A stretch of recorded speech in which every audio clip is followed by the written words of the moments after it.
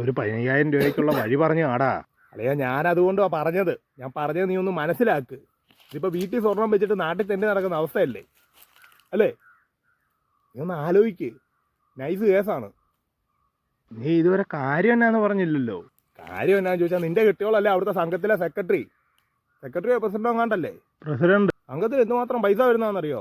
Business ചെയ്യാൻ പൈസ ഉണ്ട്. പിന്നെ ഈ ഞായറാഴ്ച ദിവസം കിട്ടുന്ന പിരിവ് പൈസയൊക്കെ നിന്റെ കെട്ടിയോടല്ലേ ഇരിക്കുന്നേ? നിന്റെ അമ്മായിമ്മ വയ്യാ കിടക്കുമല്ലേ, പെട്ടെന്ന് അവർക്ക് എന്തെങ്കിലും സീരിയസ് ആണെന്നും പറഞ്ഞ് ഒരു ആവശ്യം പറഞ്ഞ് അങ്ങോട്ട് ആ പൈസ അങ്ങ് മറിക്കുക. ഒരു 2 മാസത്തെ അവകാശം പറയുക. ഇപ്പോൾ ഒരു അമ്മായിമ്മ കാണാനായിട്ട് ഇവിടുന്ന് ആരെങ്കിലും വരും അങ്ങോട്ട്? ആരും വരത്തില്ല.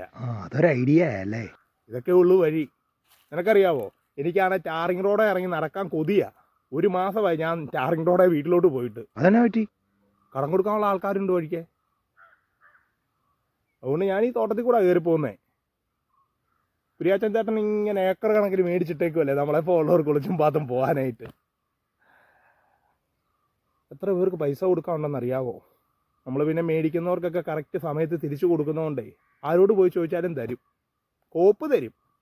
എന്നെയാണ് ഈ നാട്ടിലെല്ലാവരും SP എന്നാണ് വിളിക്കുന്നത്. ഞാൻ പോസ്റ്റാണ്, സൂപ്പർ പോസ്റ്റാണ്.